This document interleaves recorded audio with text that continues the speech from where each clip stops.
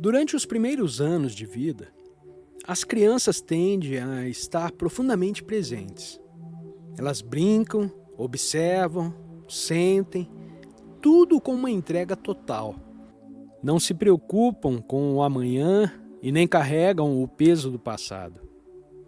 No entanto, à medida que crescem e entram no sistema educacional, algo começa a mudar.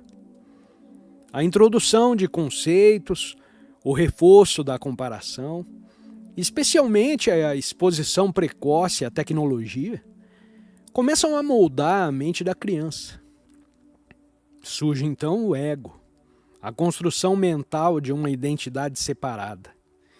Ele aparece aos poucos, quando a criança aprende a dizer meu brinquedo, minha ideia, eu sou melhor do que você. E com isso, surge também o primeiro vislumbre do sofrimento. Não é possível e nem desejável impedir o surgimento do ego. Ele é parte natural do desenvolvimento humano. No entanto, o problema surge quando esse estágio se prolonga indefinidamente.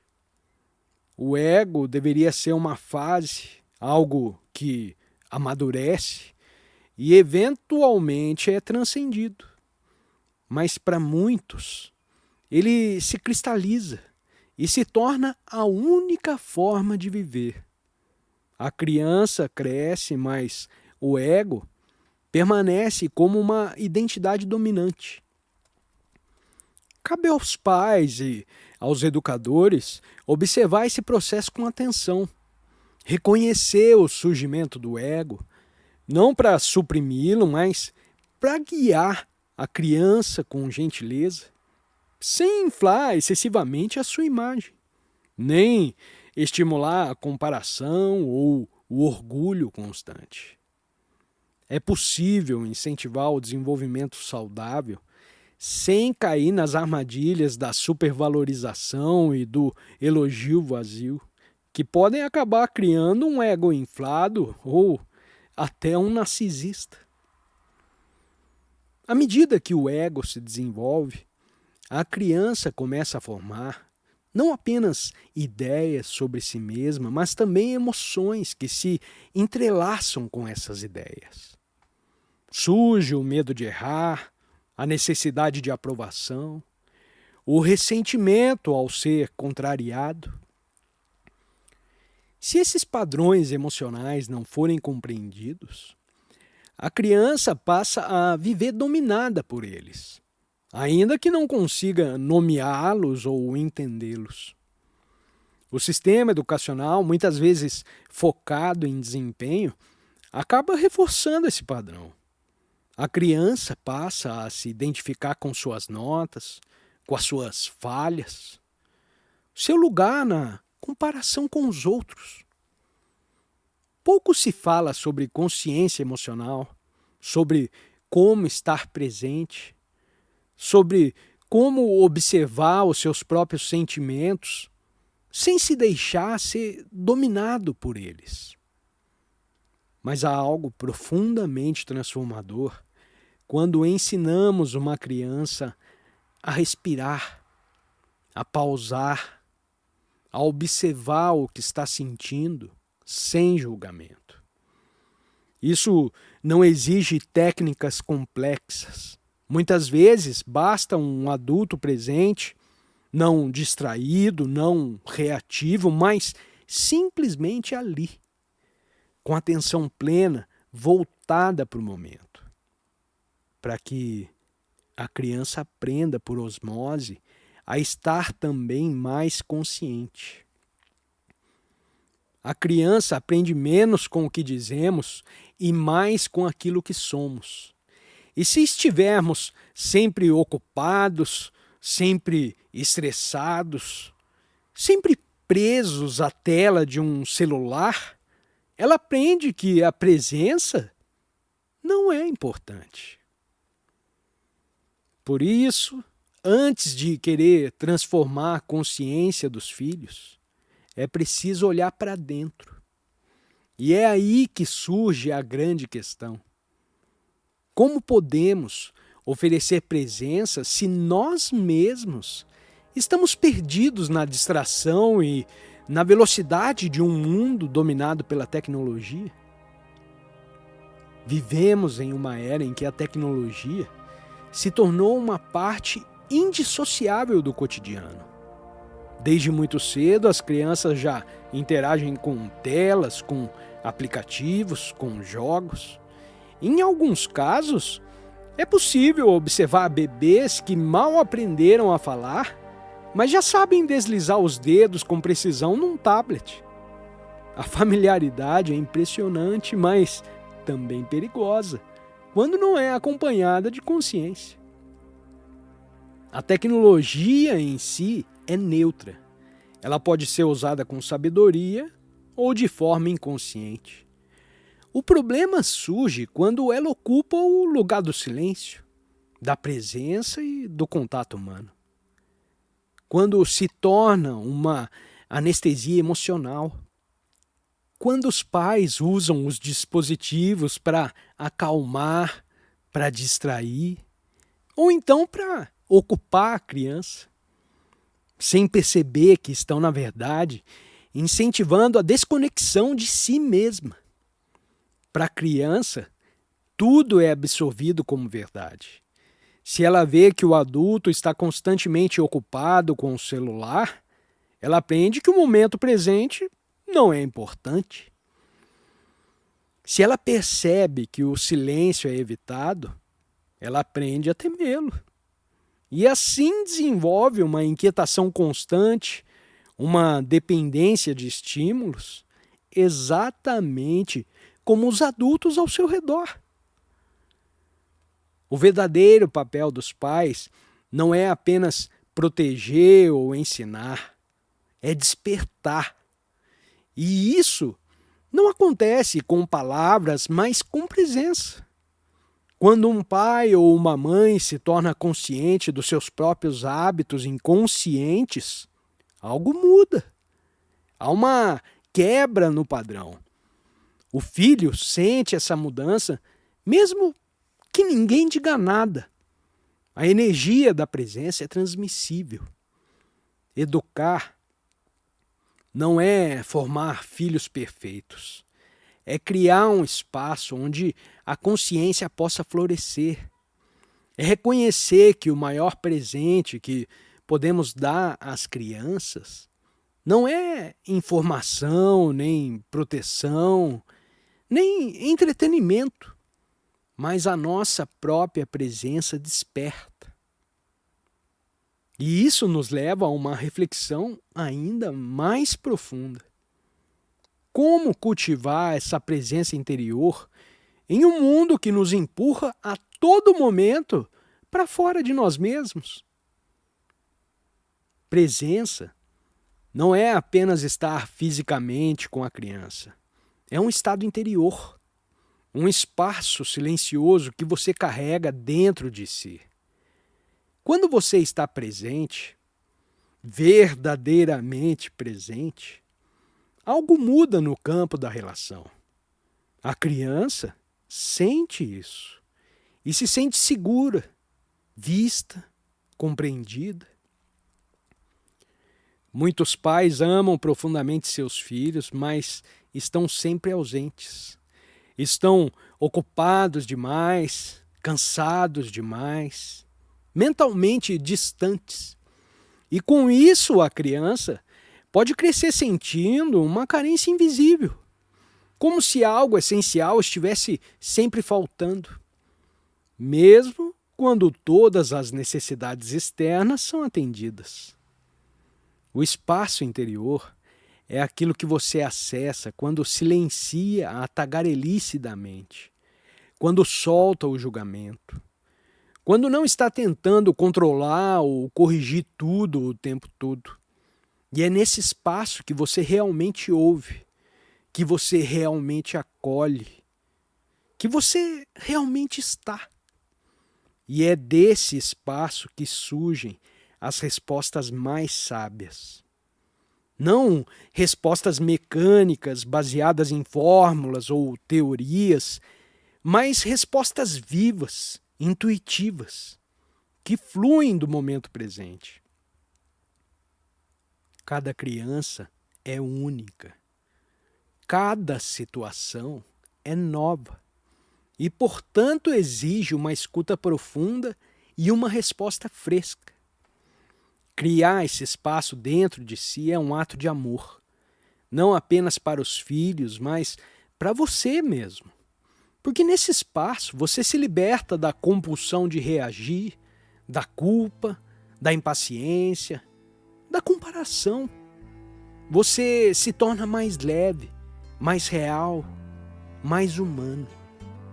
E, paradoxalmente, é quando você deixa de tentar ser o pai ou mãe ideal que você começa a tocar de verdade o coração do seu filho.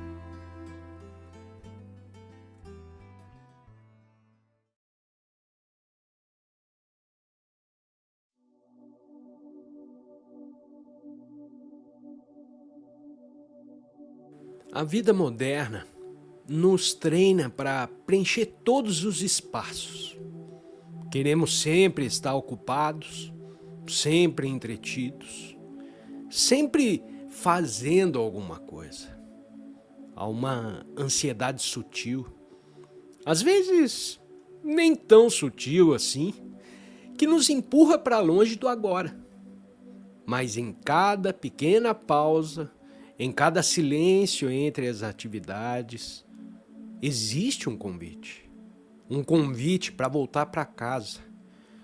Você pode começar a notar esses momentos, o espaço entre uma respiração e outra, o breve silêncio depois de alguém terminar de falar, o instante em que você fecha os olhos antes de dormir. Esses intervalos são como frestas por onde a luz da presença entra. Não subestime esses momentos. Eles contêm o poder da transformação. Porque nesses espaços, você não está buscando nada. Você está simplesmente sendo.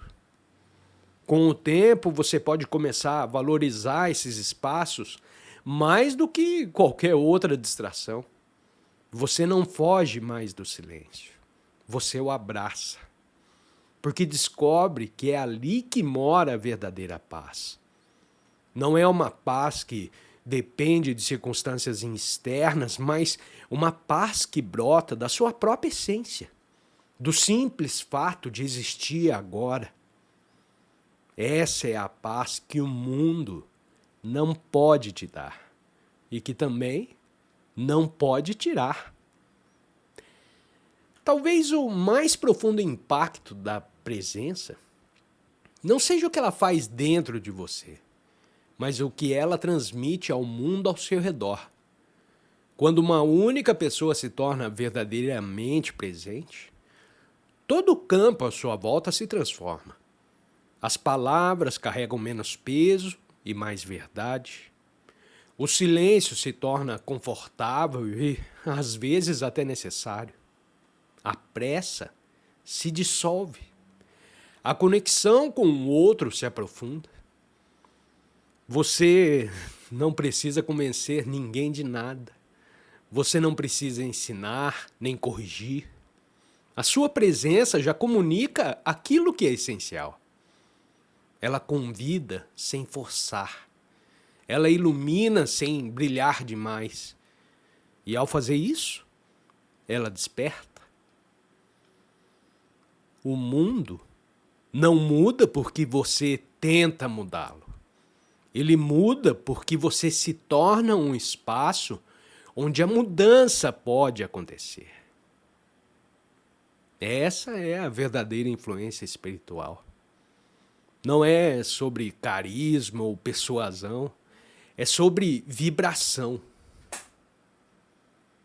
É sobre ser um com aquilo que é. Quando você vive a partir da presença, você descobre que não há separação entre você e a vida. Você não está aqui experimentando isso.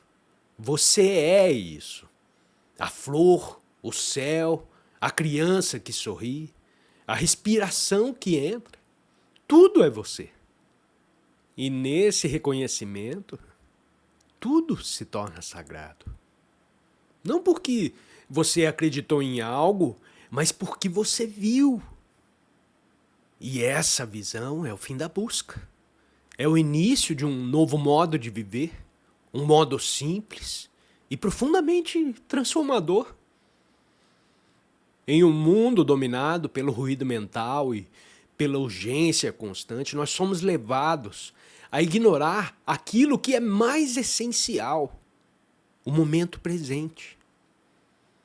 A maioria das pessoas vive em desacordo com o agora, rejeitam o que é, reclamam do que está diante delas, resistem internamente ao fluxo da vida. Esse antagonismo sutil e, às vezes, até profundo, gera infelicidade, tensão, um sofrimento desnecessário. E, no entanto, o agora é tudo o que há. Não se trata de um conceito filosófico ou de um pensamento positivo. Isso é um fato. Nada acontece fora do momento presente.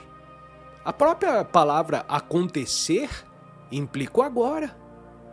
Tudo se desenrola nesse instante e somente nele. Ainda assim, quase todos vivem como se o futuro tivesse mais importância. Como se algo melhor estivesse sempre à frente, prestes a acontecer. Isso é um condicionamento, uma mentalidade cultural enraizada que nos mantém prisioneiros de uma ilusão. A ilusão de que a plenitude está em algum outro lugar, num tempo que ainda não chegou.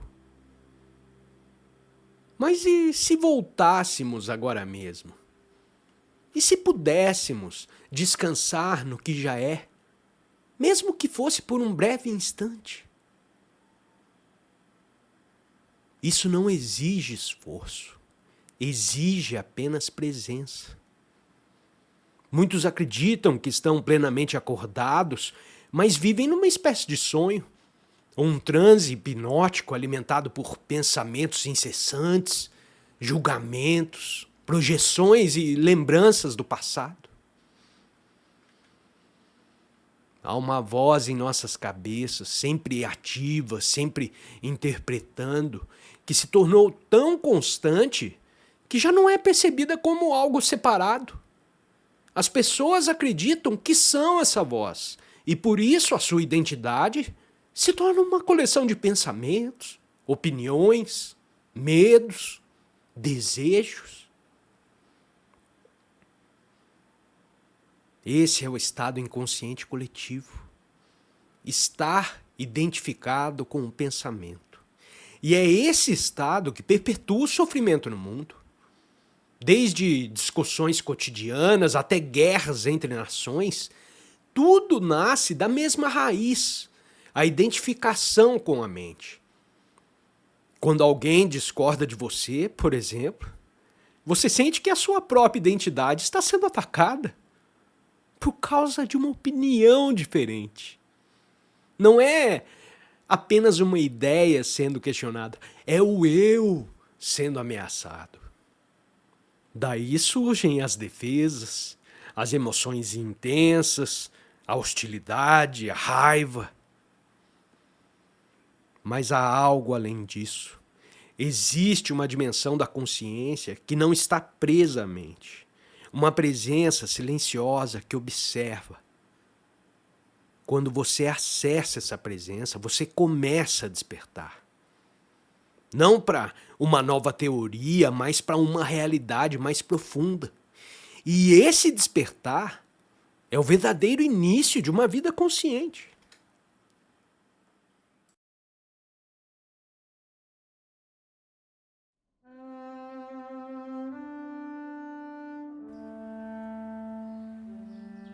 O condicionamento mental, emocional e até mesmo energético dentro de você cria a maneira como você percebe o mundo. Você pode perceber pessoas em estados de infelicidade, Esse é um termo genérico que pode significar muitas coisas, mas basicamente são pessoas que estão em sofrimento. Mesmo alguém que está com raiva está realmente sofrendo, embora não perceba. A raiva é um estado desagradável que afeta o corpo. Esse tipo de estresse que a raiva representa afeta o funcionamento harmonioso do corpo. O sistema imunológico, o coração, a circulação sanguínea, tudo.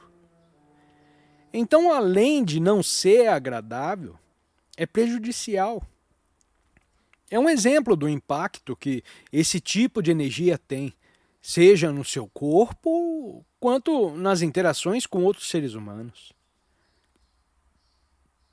Quando você é imune, você não é afetado pela emanação negativa de outras pessoas. Claro, isso não se refere a uma vacina física, mas a uma imunidade energética que surge com a presença de consciência. Isso significa que você não está à mercê dos outros. Significa que você é livre. Pode ser que você não tenha sucesso sempre, ok? Os seres humanos podem ser muito difíceis, mas o ponto é que os humanos são difíceis, não você. Isso se torna claro quando você interage com os outros e se percebe constantemente em um estado de disputa. Outro fato interessante é que você pode notar que sempre se acha certo e os outros sempre são os errados. Isso é algo muito estranho. Se esse for o seu caso na vida, você deve se perguntar: não é estranho que eu esteja sempre certo? Eu devo ser o super-homem ou a super-moça, ou será que eu estou apenas muito inconsciente? É uma das duas opções. Então, o autoconhecimento é o conhecimento mais difícil. Você não consegue ver a trave no seu próprio olho. Isso é algo imenso. Está em você, mas você foca no que está errado no outro. Isso é fácil, mas errado. Errado significa inconsciente. Ver os seus próprios padrões é o verdadeiro desafio. Mas se você não fizer, não poderá se manifestar de forma plena, porque esse é o ponto de partida para manifestar um mundo melhor. Isso começa em você e se espalha a partir daí. A essência do que eu estou dizendo aqui é tornar-se consciente do fato de que muitas vezes você está à mercê de outras pessoas ou situações. Seu estado de espírito ou emocional está completamente controlado e você se torna reativo. Como eu mencionei antes, você reage às pessoas e também às situações. Você se encontra em uma situação e, de repente, sente que está sendo testado, desafiado. É algo indesejável. Hoje em dia, isso se tornou muito comum, porque as pessoas ficam meses sem interagir fisicamente com outras, dependendo de tecnologia para se conectar. Isso criou muitas limitações coletivas na vida das pessoas. E milhões de pessoas têm experimentado essas limitações. Claro, algumas pessoas são mais afetadas do que outras, mas o fato é que, além de reagir aos outros, você também reage às situações que surgem a partir disso. Por exemplo, uma frustração.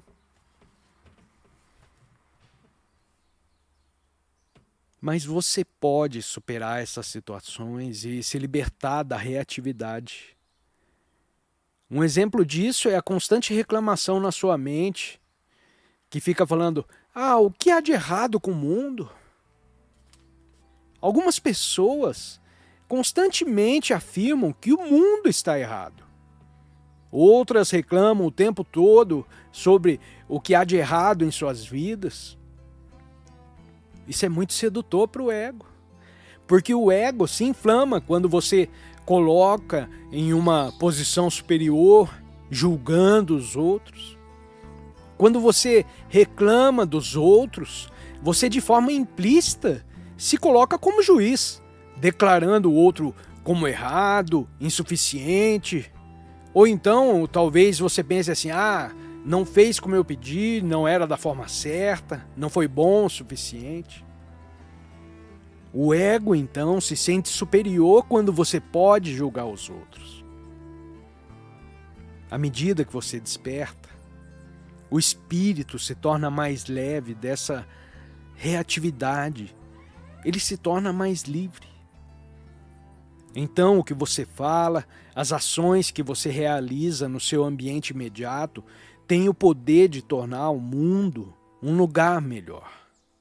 Você quebra a cadeia kármica de ação e reação, agindo de uma maneira mais consciente. Algumas pessoas nascem em famílias muito disfuncionais. Existem milhões de pessoas que crescem em ambientes familiares assim, o que é um enorme desafio. Se você não recebeu amor ou atenção suficiente quando criança, ou talvez não foi encorajado, isso deixa um grande fardo e, em muitos casos, essa disfunção se carrega pela vida inteira. Muitas vezes você acaba transmitindo isso para os seus filhos, repetindo os padrões que sofreu, pois não houve consciência suficiente para você quebrá-los. Esses padrões herdados só podem ser transcendidos quando acordamos para a necessidade de transformação.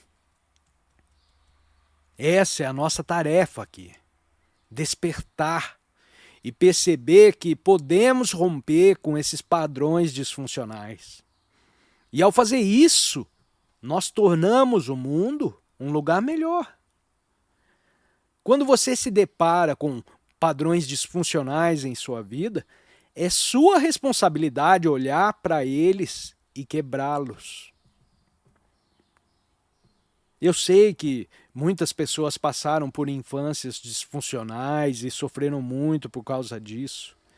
Elas foram forçadas a reconstruir os mesmos padrões, muitas vezes sem consciência. Mas ao despertar, você começa a trazer mais luz para o mundo, ao invés de mais sofrimento. Ou você está trazendo a cura a esse mundo? A cura não é fraqueza, mas sim o poder de curar a si mesmo. Você precisa se perguntar seriamente a seguinte questão: em seu mundo, o que você faz quando trabalha nas mídias sociais?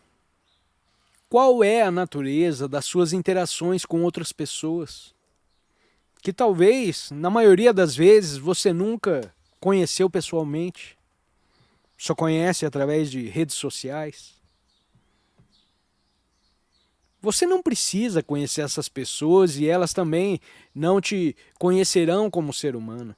Elas são apenas símbolos abstratos numa tela, fotos. Elas expressaram uma opinião e se essa opinião entra em conflito com a sua, de repente, isso pode gerar uma reatividade inconsciente.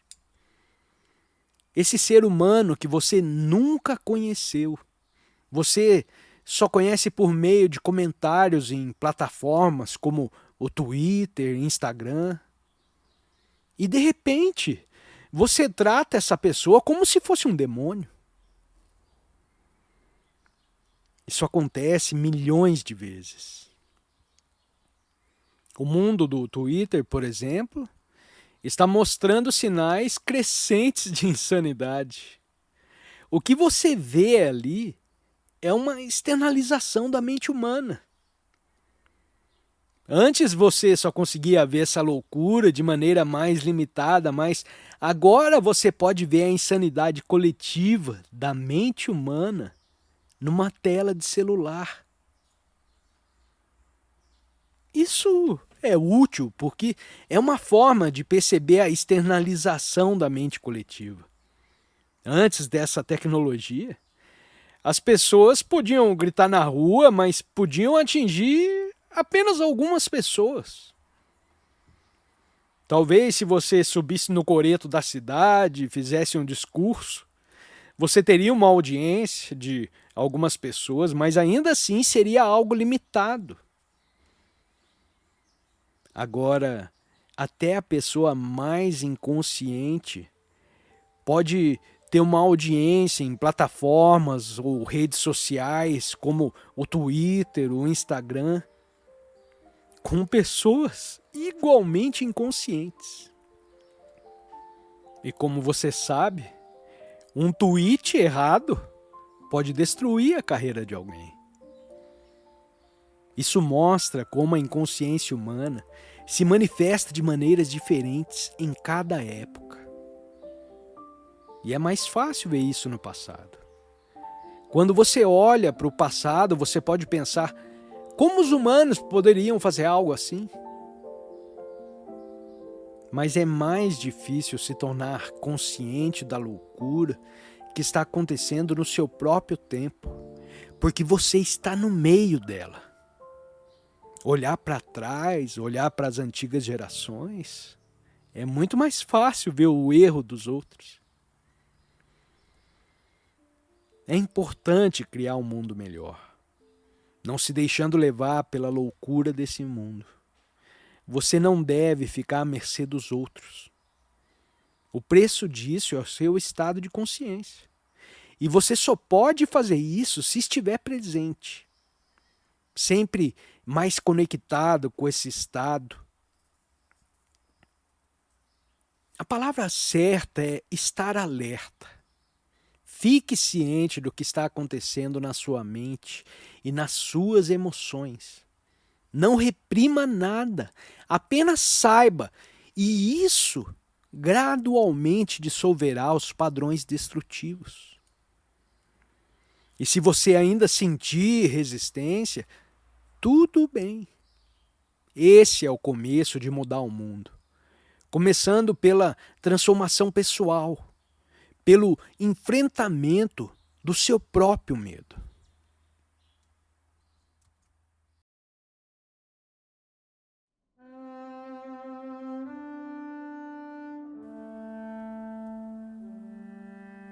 Normalmente, a virada do ano costuma trazer uma onda coletiva de expectativas.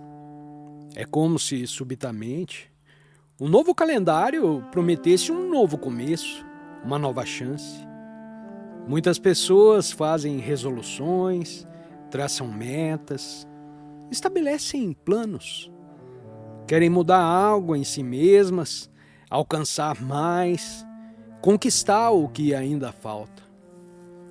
Mas por trás de tudo isso há uma suposição implícita: a de que no futuro seremos mais felizes do que somos agora. Essa suposição é a base de grande parte da infelicidade humana, pois ela projeta a realização para fora do presente. E assim o agora se torna apenas um meio para alcançar algo mais adiante. O desejo de alcançar algo não é em si um problema. Ele pode ser uma força criativa desde que não esteja enraizado em carência.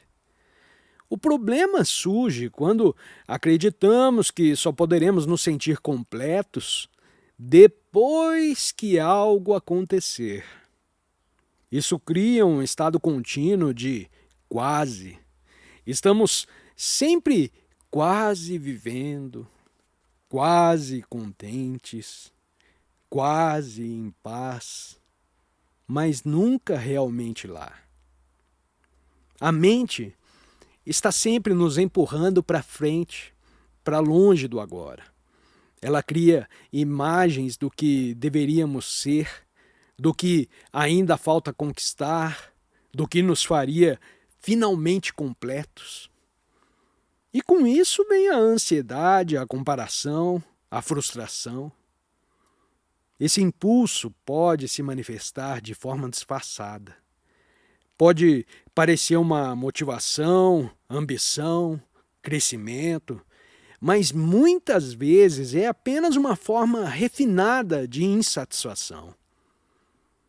Não é algo errado ter metas. O que nos prende é a crença de que nossa felicidade depende de alcançá-las. Você já reparou como, ao atingir algo muito desejado, a euforia logo se dissipa? A mente, então, substitui um objetivo por outro e assim seguimos em uma sequência interminável de buscas. Nunca estamos completamente presentes, porque sempre há algo no horizonte que promete ser algo melhor. A verdadeira realização não vem de obter o que queremos, mas de estar em paz com o que já é. Isso não significa desistir da ação ou da criatividade. Significa agir a partir de um estado de plenitude e não de um estado de falta. A maioria das pessoas vive como se houvesse um momento futuro que justificasse tudo o que está sendo feito agora. Trabalhamos, planejamos, nos esforçamos, sempre com os olhos no que ainda não chegou. É como se a vida real estivesse sempre um pouco à frente. E nesse processo, o momento presente vai sendo negligenciado. Mas a única realidade que existe é o agora. O passado já se foi. O futuro é uma abstração mental. A vida acontece aqui. E tudo o que realmente importa, paz, alegria, plenitude, só pode ser experimentado agora. Quando você se torna presente, não como um conceito, mas como uma vivência real, percebe que nada está faltando.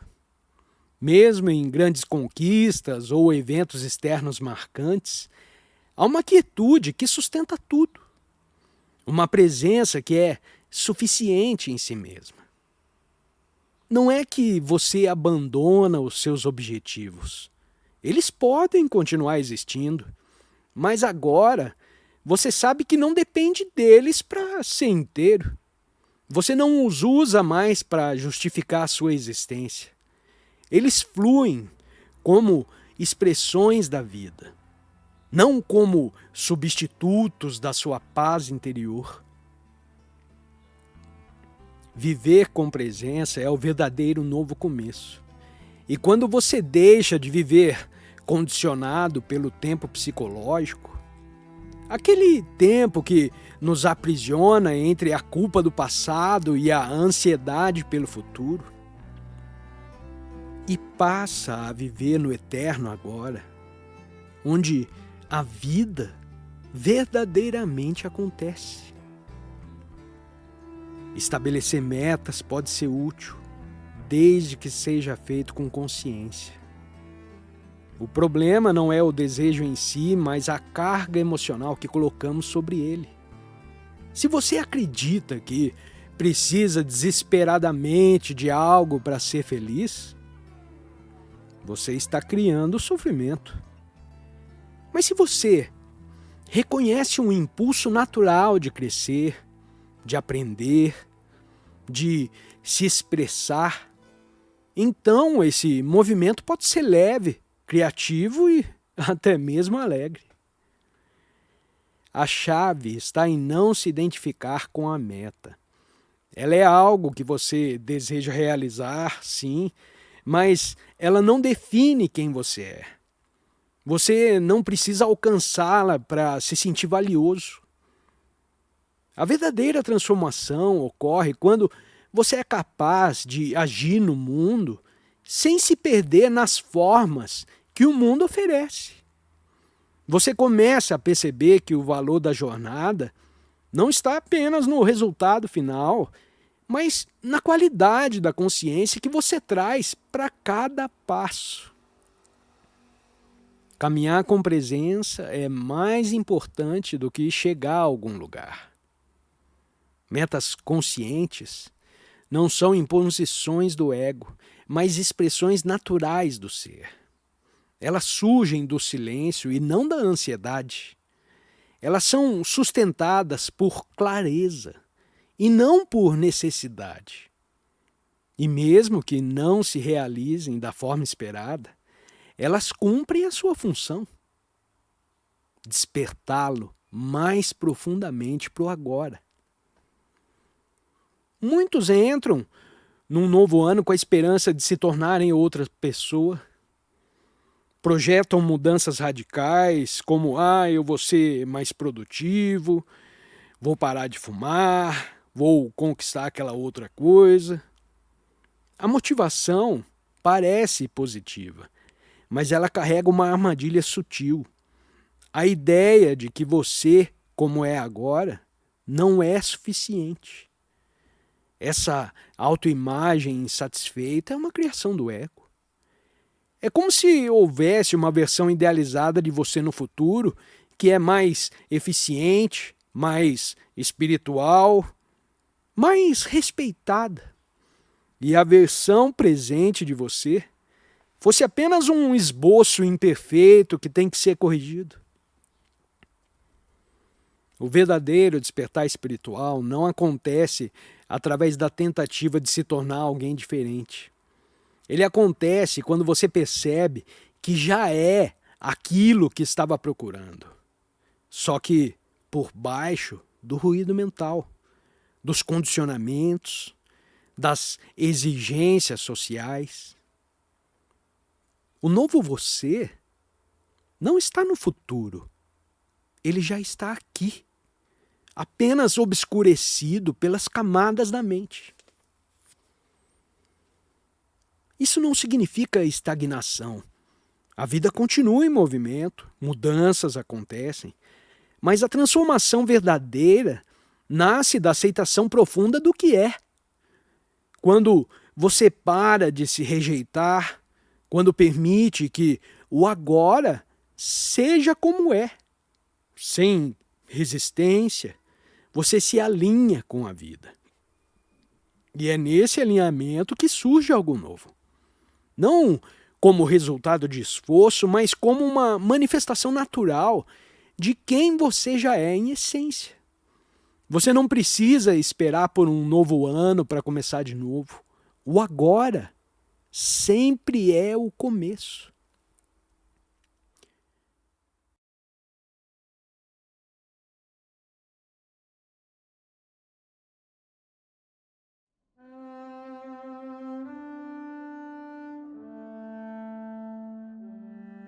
Grande parte da nossa vida é guiado por buscas. Nós buscamos por amor, por paz, buscamos pelo sucesso, pelo reconhecimento. Buscamos por um propósito. A mente está sempre projetando algo no futuro que acredita estar faltando no agora. Mas e se a verdade for justamente o oposto? E se você já for tudo o que você busca, mas ainda não percebeu? Essa é uma virada radical, porque ela tira você do esforço e te convida à presença. Em vez de correr atrás de algo, você começa a investigar. O que em mim acredita que falta? Quem é esse que está sempre buscando? Ao fazer essas perguntas com sinceridade, Você começa a ver que o buscador também é uma construção da sua mente. A consciência que você é não precisa buscar nada. Ela já está completa. Ela já é plena. O que acontece é que você está identificado com a parte de você que sente falta. O ego, a persona, o papel. Mas até mesmo isso pode ser observado. E se pode ser observado, não é você. Você é aquele que vê. Quando você reconhece isso, algo muda profundamente. O impulso de buscar vai perdendo a sua força.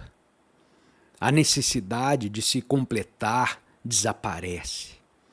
Não porque você se tornou alguém melhor, mas porque você percebeu que já era desde sempre essa pessoa. Você só estava distraído com histórias, metas, expectativas. Você já é tudo aquilo que buscava. Você só precisava parar de correr. Você precisava sentar em silêncio e lembrar. E quando isso acontece, a busca termina. Não porque você desistiu, mas porque você finalmente chegou. A consciência não é aquilo que acontece. Ela é o espaço onde tudo acontece. É extremamente fácil esquecer tudo isso, especialmente quando estamos imersos nas formas, nos pensamentos, nas emoções, nas situações.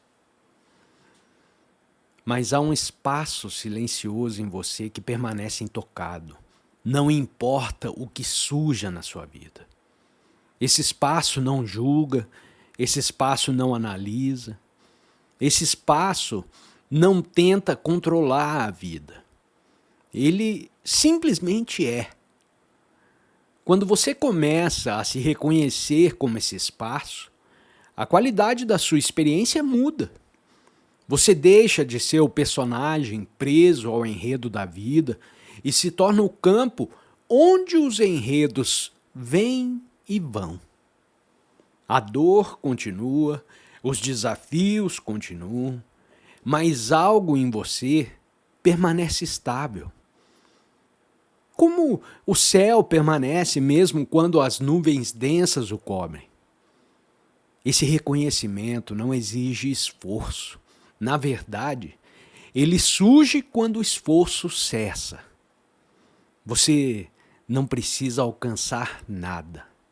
Você precisa apenas notar. O que em mim percebe isso? O que em mim continua presente mesmo quando tudo na vida está sempre mudando? Ao fazer essa pergunta, você não busca uma resposta conceitual. Você repousa na percepção. Essa percepção é viva. E ao descansar nela, você descobre que não precisa entender tudo.